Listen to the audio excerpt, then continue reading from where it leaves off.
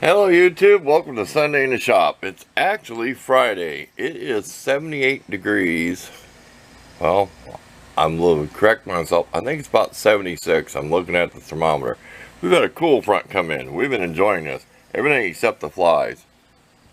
I hope y'all enjoyed the wagon video. It's back there. We've been playing with the belt sander. This is that blue for metal. I can't tell you what it's called.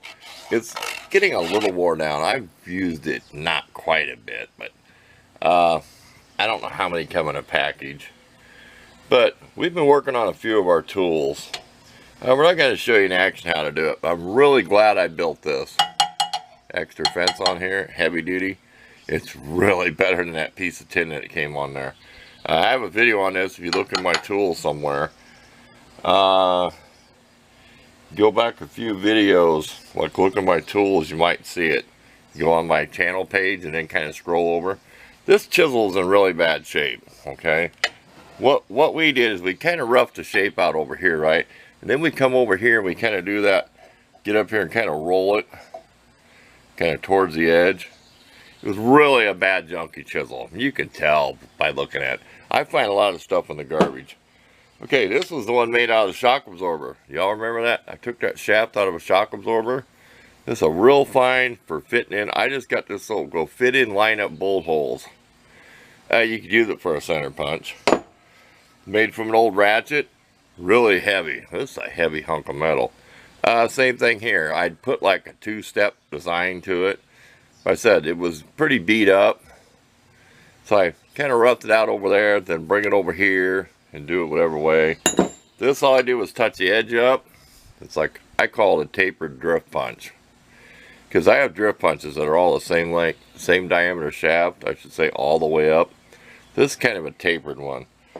And this is another ratchet. This was harder than what I thought. This looks like a really cheap ratchet, which it probably was. But it was really hard to grind. I couldn't figure out why it was so hard to grind. And it kept getting hot, so I had to cool it off. But same thing here. I kind of got the rough over there, and then I kind of come over here and do this, like kind of down in here at an angle. Or maybe get up here and freehand it. Said I don't want to really show how to do this, because do it at your own risk how you use your sander. But that's about it. I'm trying to get a variety. We're going to make a different one of this. This is, I'll bring it in from this end. This is, see how that's made? This is like a T-slot. If you watch any machinist that has a mill or anything. So there's like an angle out here, okay? Well, this is just junk. We're going to try to do something different someday. Because a lot of times I just freehand it. This, might throw some more variety. This is on one of them oilless air compressors. Just got that rubber flapper piston thing that I junk. Well, I use this on my table. That thing you slide out of my desk. You ever seen my little vise when I'm doing my knives and stuff? Well, I used to have this like an outlet cover. This is better. I put it under there because the table is like, you know, has a ledge. This gives me something more solid for the vise thing to go on. I took the orbit sander to this with that 60 grit. And then what I did is I came out here to this and redid the sides. And then redid the corners. So I made a nice little piece of metal to use. Feels a little gritty, it needs washed off. Let me wipe it off so it feels like a little better. But that's that 60 grit or whatever, that yellow pads from Harbor Freight goes on your orbit sander. They're more spending than like if you go to Menards or somewhere, okay? But they're worth it to me. You only get 4 or whatever in a pack. Because they really work good. I mean, I did body work, they really lasted a lot. When I was just tearing through them on working on stuff. So, I will be getting some more of those. Okay, so I thought I'd throw that in there. Okay, we're going to go and get our rivet tool and show you what repair we had to do. We should have filmed it before and after, but we had to get the job done on the wagon. So, we'll show you what we did to repair that. Okay, bear with me trying to get this in camera. Okay, here's our rivet tool. Here's your 3 little fingers that come out. Okay, then your nose cone comes on. Now when you open this up,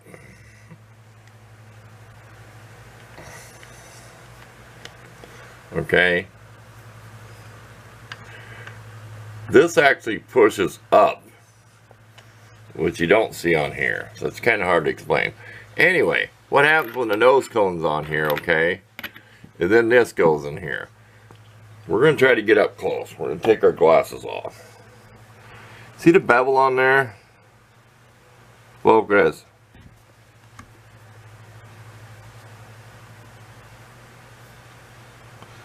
There, I think you can see it good enough. We put this bevel back on here, which made this just a little bit shorter. Now, if you look at the other rivet ones, they're not this long, okay? This is for the 1/4" rivets. This was gone and chewed up. What we did is we stuck it in our 5/8 drills. Actually, 5/8, not 1/2" chuck hand drill. We stuck it in there, acted like a lathe. We took a file and we filed this shape to it, okay, and put a new bevel.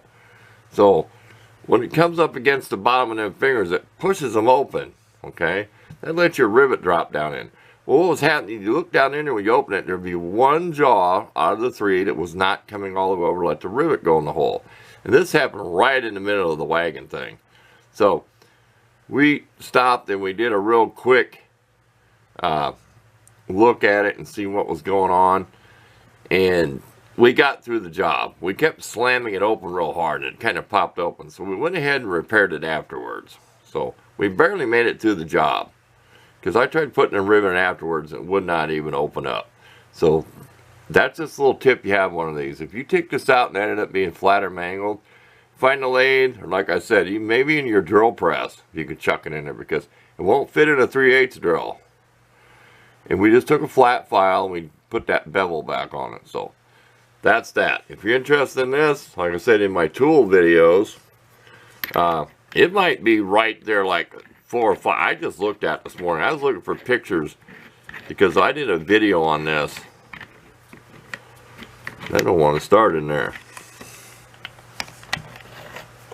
Said you got to open it. Let's try to open it. There. And believe it or not, a 6" crescent wrench will fit on here. I don't believe it'll fit on here. Open it up all the way. But it's been a very good tool. I said I don't endorse anything. I don't get paid. And then when you put this in, you have to also put it in with it closed. Can you see that in there? Let me see if you can see that. Let's get around here. You see them fingers? See, you can kind of see one of them. There's 3 of them. So you have to put it in the end in here when this is closed up. You can see the hold up. They are closed. See how it forms a triangle? They are closed up. Okay? Like I said, when you put this in here and you bring it open, don't bump the camera. See that where it's all open? One of the jaws was not coming open all the way because they're kind of tapered on the bottom. It helps push them pins to the side so your rivet will fit in there. We don't have a rivet here right now, but you know what I mean. So it'll go in there. So then when you start closing it down, it tightens down on the rivet. See, I can't move that. I just barely closed it. It's kind of the size of what the shank is. I guess I could have went over and got a rivet, but you get the idea. Like I said, there's something to look at if yours is mangled. So we'll take one of the shorter ones off for a different size.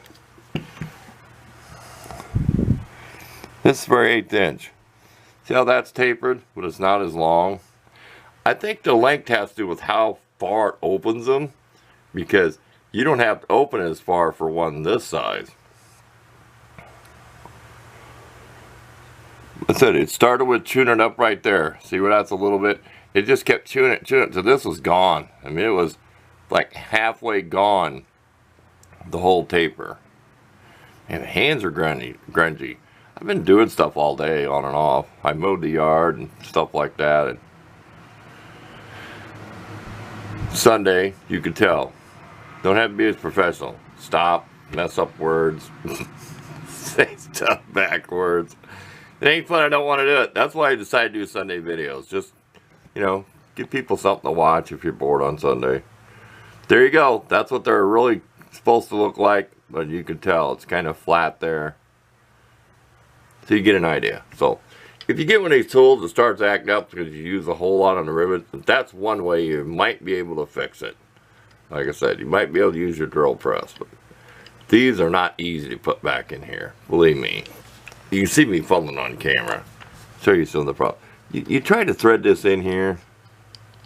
There. And tighten these up. Don't just screw these in here and go to work. No, no, no. Don't do that. Take something and snug these up. I said you don't want to lose one of these.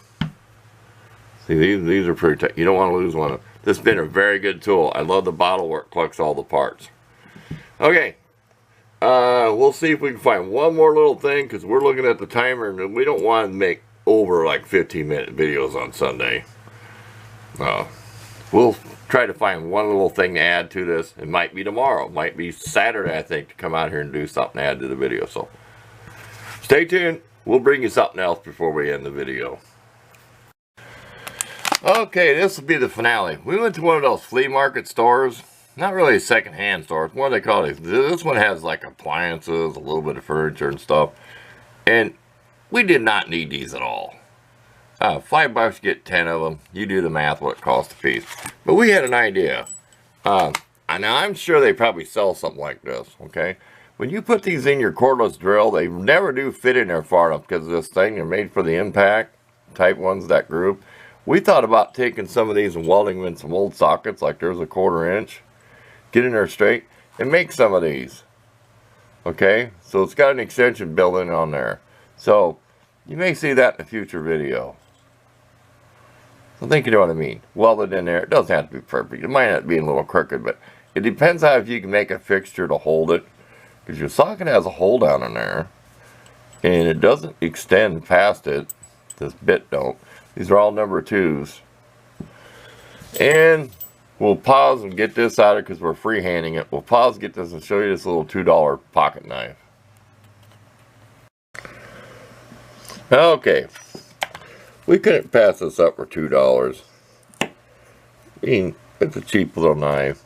But the blade on it is, get to the inches. I like this ruler. It has metric, 30 seconds, 100/10 of an inch, 100ths of an inch. Don't ask where I bought it. Look around like at a Hobby Lobby or something, because I don't think it came from Harbor Freight. Blade's about 2 1/4 inches. When the knife's closed, it's going to be about 3 inches. I might just give it away at Christmas time or something. You know, I don't like collecting knives because it's just tools that you never use. I'm just not one for collecting stuff unless I'm going to use it. Wipe the blade off there. But it's not super sharp, but it's not dull. I mean, it's got a really ragged edge. You can almost see it on the camera. It's ragged. It's not a smooth edge. And my knife sharpener is too big of stones to really try to put an edge on this. So it is what it is. It's terrible how they sharpen stuff at the factories now. They just use some grinder machine or whatever. So you can almost see it when I was turned there. You'll see it almost looks serrated. But it's kind of neat. I'll see if I can do this one hand without cutting myself. Kind of a neat little item. Fake wood handles. I don't know if it's real wood or plastic. It could be some kind of wood. But another neat little thing to have. I mean, give it to somebody for a gift. It's like somebody who likes carrying little pocket knives. Too small for me to carry every day, but that's it. We'll try to snap a picture of the company up close. Even though you know where it's made, it's imported. But thanks for watching. We'll see you next week.